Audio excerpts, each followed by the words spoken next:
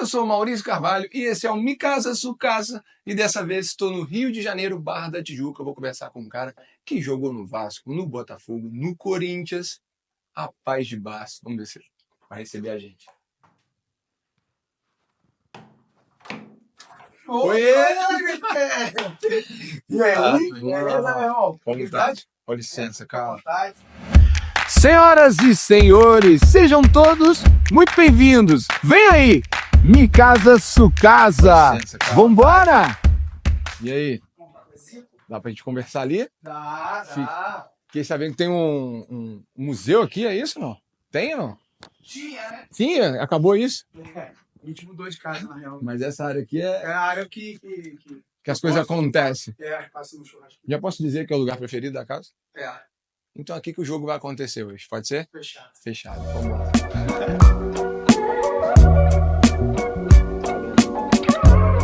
Bom, pessoal, Mi Casa Su Casa começando. Cara, mais uma vez, muito obrigado pela moral de me receber aqui, tá? Obrigado Fiquei feliz, você. tá? Quando eu mandei, você já... Maurício, vambora. Você é meu Vamos irmão. gravar. Mi Casa Su Casa. Muito bom, cara. E olha, já vou começar então, assim, a gente é amigo. É Né? amigo. Eu te agradeço por isso. Porém, cara, eu vou jogar ali a bola, você vai se complicar se você quiser. Tá? Não vou... Vambora. Tá pronto. Eu não era muito de driblar, não, mas de dar uma chegadinha Eu vi eu gostava. agora, lógico, eu vi sua carreira, mas eu vi agora num jogo recente. Chegou mesmo, né? Num jogo das estrelas, como é que foi? Não, aconteceu, pô. Aconteceu. Eu avisei. MC Daniel, né? Isso? Falei, Daniel, vai pro outro lado, cara. Aqui tava eu e Fábio Santos de um lado, aí o pessoal que também não é ex-jogador ou jogador do outro lado, né? Aí ele, não, vou ficar aqui. Eu falei, beleza, eu avisei. A primeira ele foi pra cima do Fábio, eu falei, Daniel, vai pro outro lado. Aí ele veio pra cima de mim, aí... Mas que o ex-jogador tem disso, né? Precisa ativar. Aí ele veio, eu... Mas foi sem Encostou, esbarrou. foi só bola, pô. Esbarrou. O juiz nem marcou falta. Qual bola que foi? Foi só bola. A Edna nem, na verdade era a Edna, a juiz, nem marcou falta. Ok, segue o jogo. Ó, já que você tá tranquilo, tá à vontade, eu vou já dar início ao nosso quadro, que é assim, ó. O nosso quadro Bate Bola Me Casa. Vou te dar a bola, vou te entregar. Você vai ficar com a bola na mão e tem que ser rápido. Você já Beleza. sabe como é que é, né? Beleza. Tá comigo e não tá? Tá. Pensa rápido. Eu adorava responde. isso dentro de campo. É mesmo? 2 Vai toques ter? na nega, tum, pum, É eu já isso. devolvia. Iniciado então o quadro Bate Bola Me Casa. Agora, Baixos, é o seguinte, responde rápido, tá? Um sonho não realizado. Jogar no Real Madrid. Um ídolo. Romário, Um talento escondido se não fosse jogador. pagodeiro. Não é tão escondido, né? Tem um arrependimento na carreira? Um erro contra o Internacional. Qual é? Um passe pra trás, que saiu o gol do Inter e o Inter foi campeão. Logo depois de uma cobrança de falta que eu fiz, fui do céu ao inferno em 3 segundos. O melhor momento da sua carreira? Título da Copa do Brasil pelo Vasco. Pra você, o melhor time, o maior time do Brasil, qual é? Vasco da Gama. Show. Fechou. Foi bem. 1-0. Foi bem. Bora. Filipão, curiosidades, cara. Hoje você é comentarista, né? É um profissional oficialmente, né? Não é mais aquela aventura para conhecer. Não. Como que foi essa transição? Na verdade, eu posso dizer que foi uma transição dupla, no sentido assim, deixou de ser jogador para ser jogador e deixou de ser jogador para ser comentarista. Foi rápido, né? E como que foi isso? Eu paro em maio e em maio mesmo eu já entro na TV, né? E aí foi um convite feito pelo Vitor, né? E eu conversei com o Ramon Mota, que hoje também é comentarista, ex-jogador, amigo meu. Eu converso com ele que eu ia parar de jogar, que eu já não queria mais jogar futebol. E ele, bate-pronto, falou que ia conversar com o chefe dele. E ele entrou em contato comigo, a gente conversou e aí a gente faz um teste para ver se a gente está apto a entrar na TV também. E aí faz o piloto, né, que fala. Esse teste é como se fosse um jogo mesmo? Que você É um faz, jogo, né? não, um jogo mesmo. O meu primeiro jogo foi Botafogo e Atlético Goianiense. E fica uma galera avaliando. E fica o pessoal avaliando, né? Não sai para o grande público, mas para o pessoal que está dentro avaliando, né? Os diretores, todas as pessoas que estão Um avaliando. jogo que já aconteceu ou um jogo que tá acontecendo? Não, o jogo está acontecendo, é ao vivo Ah, que mesmo, legal, é ao cara. vivo mesmo. Mas não sai para o grande público. Só pra dentro. Faço tudo, a entrada, tudo que vocês veem na televisão. Como é hoje, foi feito o teste. Foi feito o teste. E, cara, interessante. E de primeira... O clube que te revelou, né? O Assim, que você fez a base no Botafogo e aí a sua base na comunicação foi com o Botafogo. Foi o Botafogo também. O Botafogo tá sempre na minha vida, né? Na formação. Um clube que eu tenho muito carinho por tudo que eu passei lá dentro do clube. Tenho amigos até hoje. Fiz minha licença de treinador também. Eu tenho a licença B de treinador. Fiz no Botafogo. Então, meu primeiro contato com o jornalismo, como comentarista, foi também na Botafogo e Atlético Goianiense. Uhum. Então, muito carinho pelo Botafogo, por tudo que o Botafogo representa para mim. Então, o comentarista não foi caso pensado, foi de imediato, mas surgiu. Porque há uma tendência, tem uma coisa que é coerente, né, do jogador gostar muito, não querer sair do ambiente, faz o curso, e você já disse que fez, e vem a ser treinador. Só que agora eu já vejo uma galera indo por esse lado da comunicação, de comentarista. Então não foi caso pensado, acabou acontecendo? Não foi caso pensado. Aconteceu, foi uma oportunidade também, né? E essa transição é importante. Eu sou muito agitado, sou uma pessoa que precisa estar ocupado. E já veio essa oportunidade de ir para a TV, eu gostei. Mas em paralelo eu queria terminar também as licenças, que eu acho importante também, por tudo aquilo que eu vivi dentro de campo. Poder passar a experiência para outras pessoas também. Então, veio essa oportunidade. E hoje eu gosto. Estou gostando muito da comunicação. Tenho estudado jornalismo, tenho estudado algumas coisas que são importantes também do outro lado, né? Hoje eu vivo o outro lado, né, da moeda. A gente chegou aqui, você estava estudando, né? Eu estudo jogos, gosto de estudar futebol. Não é maçante para mim ver jogo, porque é uma coisa também que você precisa também estar atualizado, né? Cada ano muda treinador, muda jogador de clube, então é importante você estar atualizado com algumas coisas. E isso foi uma coisa que me veio, uma oportunidade que me veio, e as oportunidades na minha vida eu sempre aproveitei, sabe? Uhum. Então é isso, e eu estou gostando muito, tenho me preparado bastante para ser um dos grandes comentaristas aí do futebol brasileiro. Mas, sobre a sua forma de ver o futebol, né? Você é um cara técnico, e aí, no comentário, na participação ali na TV, se fala muito da sua realidade de jogo, da sua experiência que você teve. Hoje, a sua concepção, você está ali com um comentário técnico sobre o futebol, diante do estudo, de tudo que você assistiu. Mudou? O que é para você futebol hoje? É muito diferente do que era antes? Não. Eu vejo um futebol, óbvio, que de uma maneira um pouquinho mais fora, né? A gente via muito de dentro do campo algumas coisas importantes que são de dentro do campo, e eu pude viver isso nos meus 18 anos como profissional, mas hoje a gente vê um pouquinho diferente, sim, naquilo que se diz respeito ao jogador, ao treinador. Isso também você precisa ter um pouquinho mais de respeito com o trabalho dos outros, e isso eu conheço. Eu vivi muitos momentos felizes dentro do futebol, mas também vivi muitos momentos tristes e não tão felizes assim. E tomei muita pancada, tomei muita vaia, E essa responsabilidade a gente precisa ter quando vai comentar o jogo. E é isso que eu penso muitas das vezes quando eu estou trabalhando. É exatamente sobre isso que eu ia te perguntar agora. A gente sabe que hoje, no Brasil, a mídia ela é muito criticada, né? E por muitas vezes isso é coerente, por tudo que se fala. E eu queria entender o seu olhar sobre isso, sobre essa responsabilidade de falar sobre o trabalho de um profissional que está lá jogando, e o contrário também, sobre tudo que é falado sobre a mídia, né? Tudo que é criticado aí da mídia. Sempre com respeito, eu acho que as pessoas elas aceitam. Assim. Eu já tive amigos meus que continuam jogando, que eu comentei jogos deles, que talvez eles não tenham sido tão bem assim dentro do jogo. Uhum. É importante você falar do campo e bola. E o campo, eu tive um treinador, Vanderlei Luxemburgo, um abraço para ele. O campo sempre fala. Não adianta você brigar com a imagem também.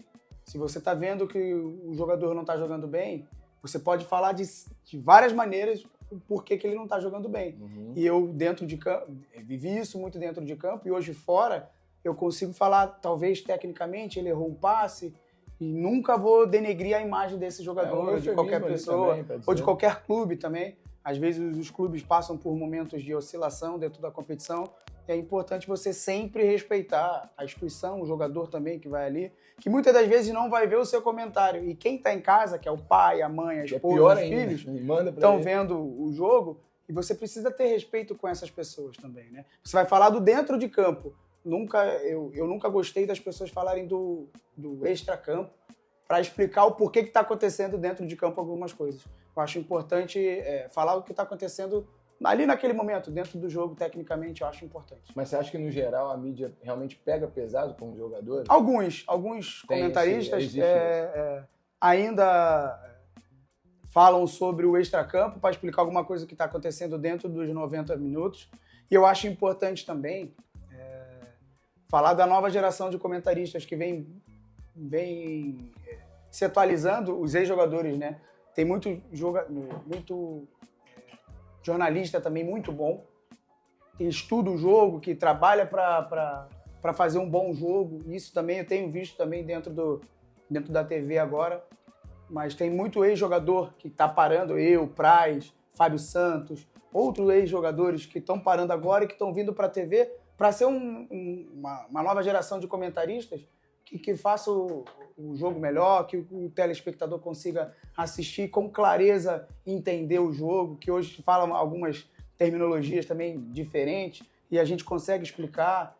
Então eu acho legal, assim, tá vivendo esse momento, tá fazendo parte dessa nova safra de comentaristas. O Richard também é um grande comentarista. Sobre esse momento, vida de jogador... A gente pegou um paninho que ele tá suando muito. Sabia. Só pra cortar. Ele sabe que doido pra entregar. Olha, a vida de atleta, como eu havia dito, ela é de muitas viagens, dedicação e abdicação. Nessa sua carreira atual, tem sim suas viagens, seus compromissos, só que agora você mora com a sua família o tempo todo. Isso está sendo muito diferenciado para você. Tá sendo porque hoje eu trabalho muitas das vezes, eu já viajei, obviamente, para fazer jogo, mas eu trabalho muitas das vezes aqui no Rio de Janeiro. Isso me dá um pouquinho mais de tranquilidade, de pegar meus filhos na escola, hoje voltar à escola essa semana. Me dá mais um pouquinho mais de liberdade de, por exemplo, jogar meu futebol, jogar meu pádel também, de manhã cedo, e eu consigo ligar para as pessoas para estudar meu jogo, me dá um pouquinho mais de tranquilidade para ter o meu dia a dia menos frequente, com menos frequência, sabe? Que o futebol, ele precisa você estar viajando, estar concentrando, treinando. Então, muitas das vezes, numa semana, você fica 2 dias dentro de casa, você já tem que concentrar, já tem que viajar, se o jogo for longe. Então, é importante salientar isso, que o comentarista ou jornalista, ele fica muitas das vezes dentro de casa, mas também eu estou estudando, estou trabalhando, né? Fui cobrado hoje, inclusive, pela Rafaela. Rafaela, obrigado aí.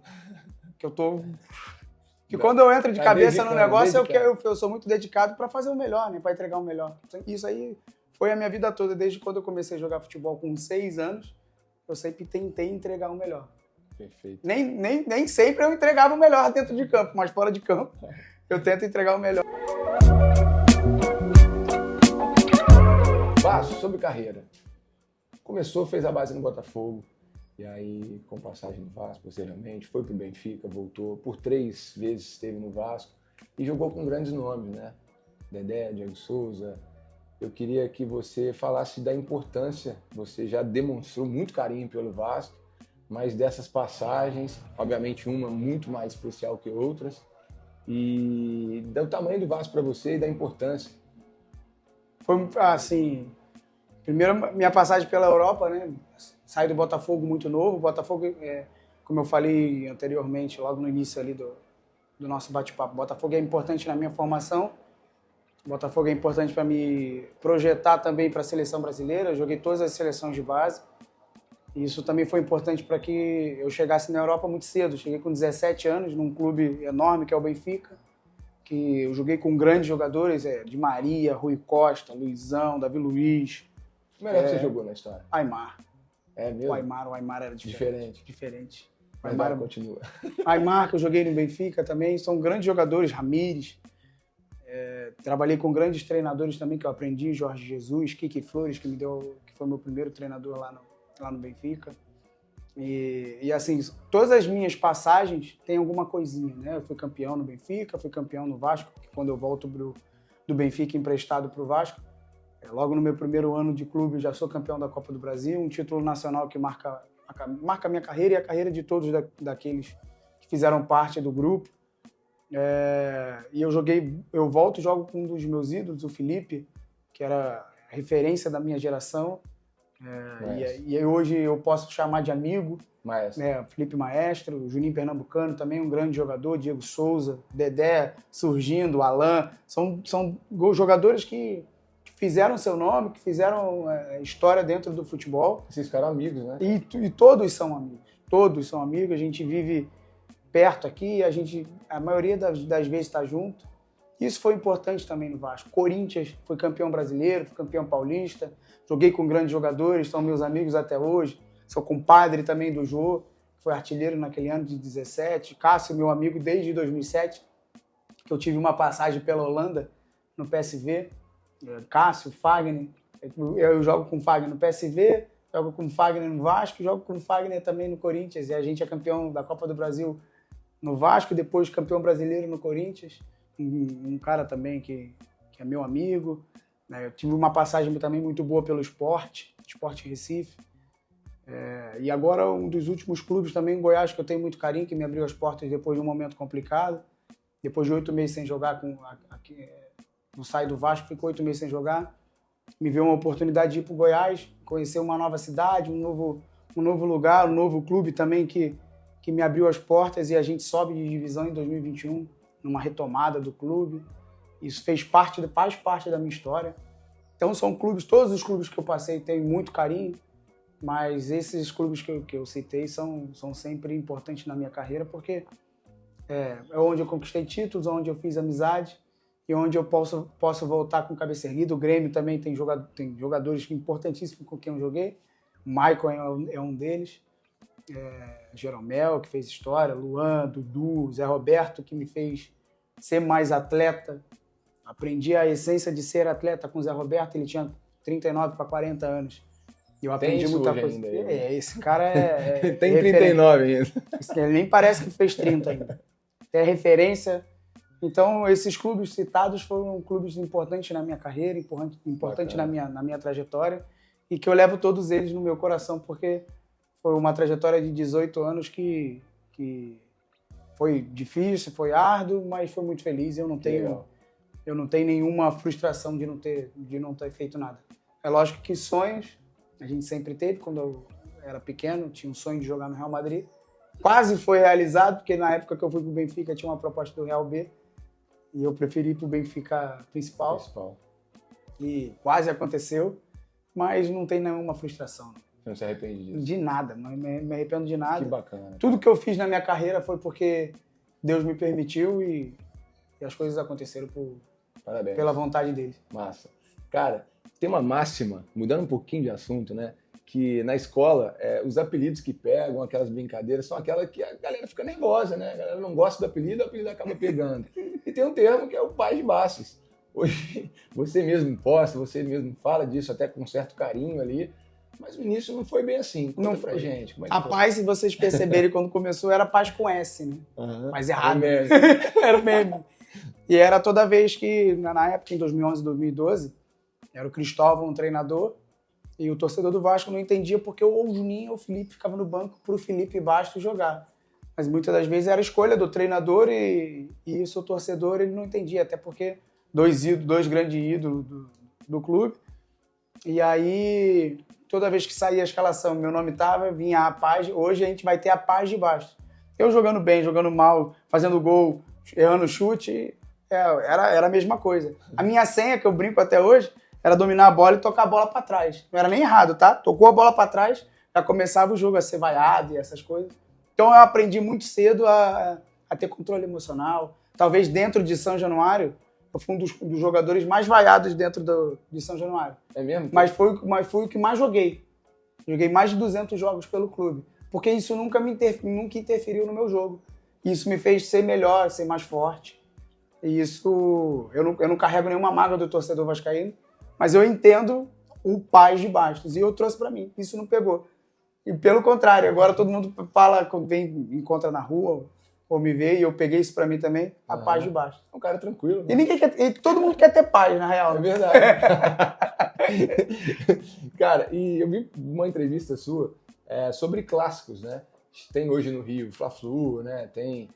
E você disse sobre o Grenal. É de O maior fato, que eu joguei. É isso que eu ia dizer. É o de fato maior. O maior. Explica isso. Por quê? Em relação à torcida, calor de torcida, o que é isso? O Grenal, ele é Assim, vivido... porque o que é ser maior pra você também? O Grenal, ele é vivido 2 semanas antes.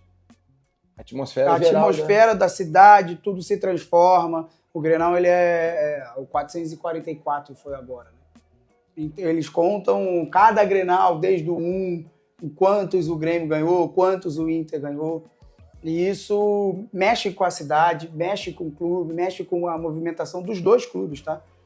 E isso eu vivi na pele, joguei acho que 5 ou 6 Grenais.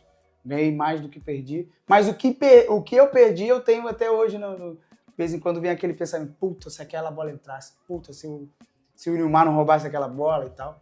Porque realmente mexeu muito comigo, mexeu muito com a emoção da minha família em geral. Uhum. Porque teve um Grenal que eu ganhei de 4-1 também, e isso mexeu com o ambiente familiar, mexeu com o ambiente também da cidade, isso foi importante. Teve um Grenal que eu perdi também, isso aí acontece. Mas foi o maior porque as 2 torcidas são enormes dentro da cidade, é a maior do Rio Grande do Sul.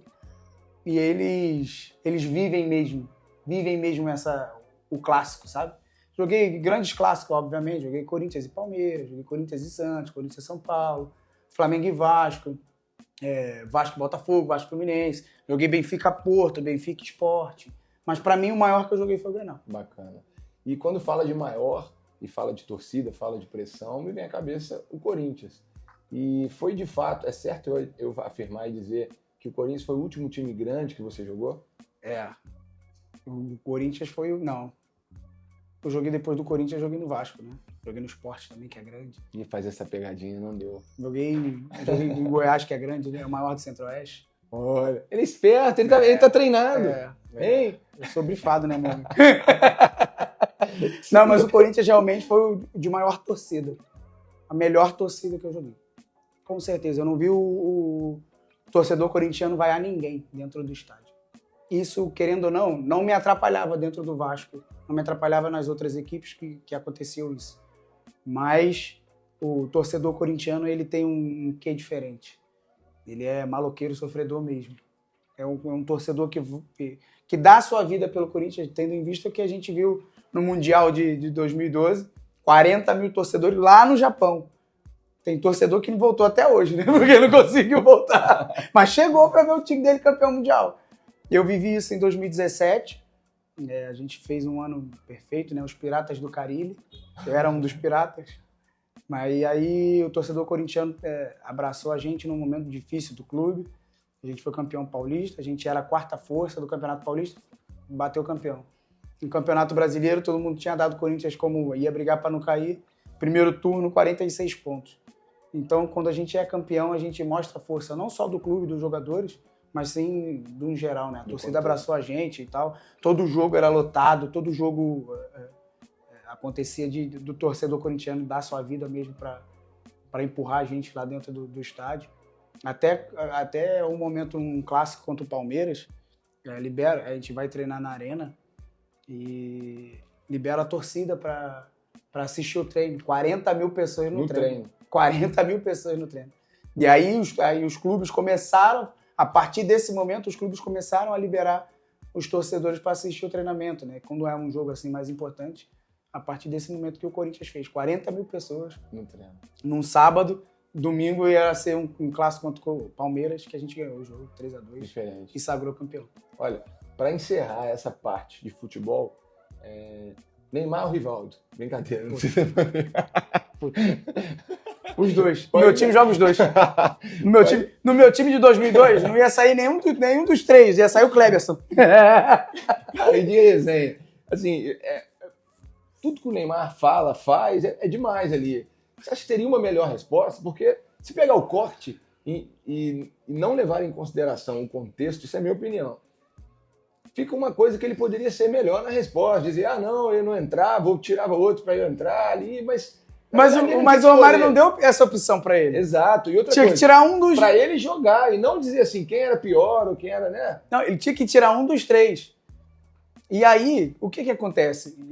Ele preferiu escolher o Rivaldo, porque pra mim também, Pra jogar com os Pra- caras que de pra- repente ele era... você precisava tirar um dos três.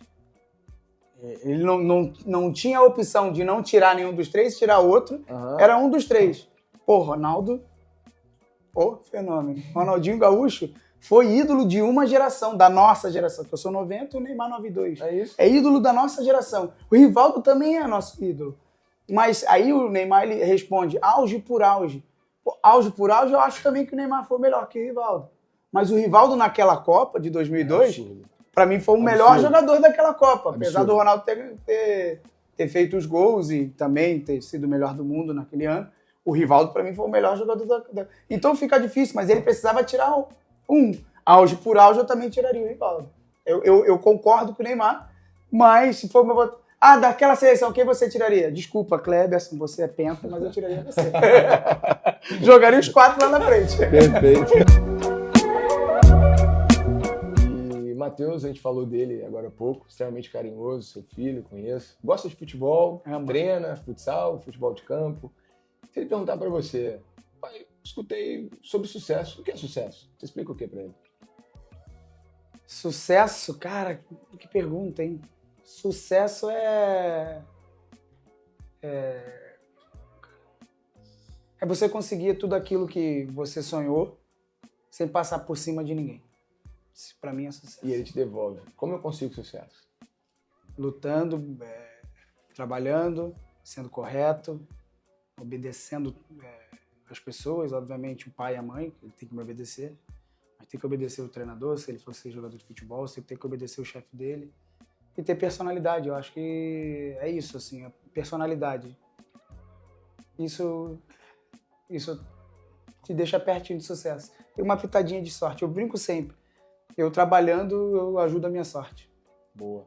Teve um momento da sua carreira, uma dificuldade, que te transformou como pessoa, eu digo como pai, como marido, como ser humano em si, do futebol, um momento específico, delicado, que te transformou? Teve alguns, assim, O que você lembra agora? quando eu volto do Benfica pro Vasco, a minha esposa, a Rafaela, estava com tuberculose e eu não conseguia ajudar ela lá em Portugal e ela estava aqui no Rio.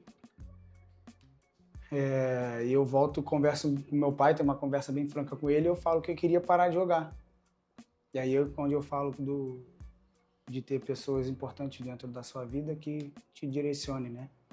Meu pai foi um cara sábio, né? Pô, vai desistir agora?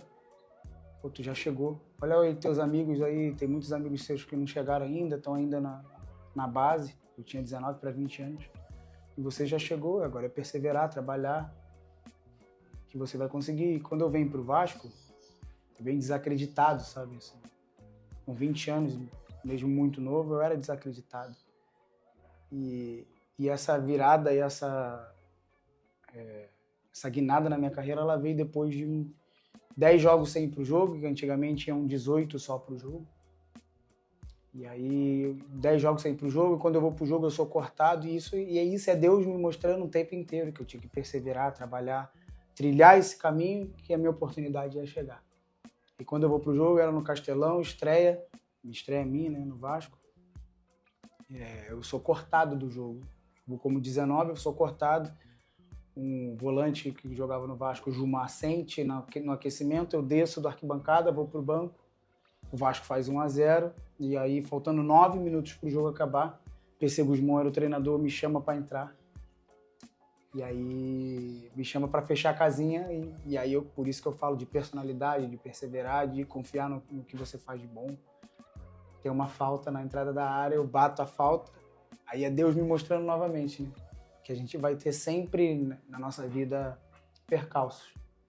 A bola bate na barreira, volta, e eu de perna esquerda, teoricamente, não era minha perna de domínio, faço o gol, e aí muda toda a minha história dentro do clube, muda toda a minha história dentro do futebol, porque eu tive uma pessoa lá atrás, que foi meu pai, para que eu perseguisse e e perseverasse no meu sonho. Eu tive uma pessoa lá atrás, que é minha esposa, que também aconteceu da doença, e isso também me trouxe força. E eu tive a minha perseverança, o meu trabalho, o meu querer, e isso faz com que eu tivesse essa oportunidade de conseguir fazer o gol e mudar a trajetória da minha carreira. Arquibancada é o gol. Da arquibancada é o gol. Bacana. Bastos, ainda na paz. De baixo. Exato. Vamos fechar o nosso quadro Ligando pra Nada. Conhece esse termo, né? Mulheragem usa bastante. Nesse quadro, peço que você pegue seu telefone celular. Já tá na mão. E a gente vai pedir para ligar para algum jogador. Pô, vai pegar E meu assim, telefone todo quebrado, hein? Primeiro, assim, se tivesse que ligar para um jogador e te dar R$1 milhão para esse jogador não atender, quem você ligaria? R$1 milhão Se pra ele não atender. O Se ele Diego atender, Souza você perde. agora. Diego Souza não me Pode atende. ligar que ele não vai atender. Não vai atender. Tá, não vamos nem testar. Então agora um jogador que vai te atender. Só que a missão não é tão simples assim, tá? A gente selecionei aqui, ó, algumas palavras. São 4, na verdade. 4 palavras que você vai precisar dizer para ele nessa conversa. A gente vai filmar aqui ele atendendo e tal. Você não pode brifar ele hora nenhuma. Tem que falar essas palavras e a conversa fluir. Fala, pô, o que você tá falando? Tem que dar um jeito de explicar para ele. Tá bom, beleza. Ligando para nada. Vambora? Bora. Atende, tá deitado também. Aqui, deixa eu te falar um negócio. Tu jogou futebol hoje? Aquela bola me casa? Não, aquela amarela. Porra, aquela bola amarela que a gente jogou ontem tava ruim, né? Tava boa. Tá boa, pô. Me casa é muito bom, sempre muito bom. Aí, tá com um fedor do caralho. O urologista é importante naquelas partes de baixo. Pô, vamos tomar um Danone hoje?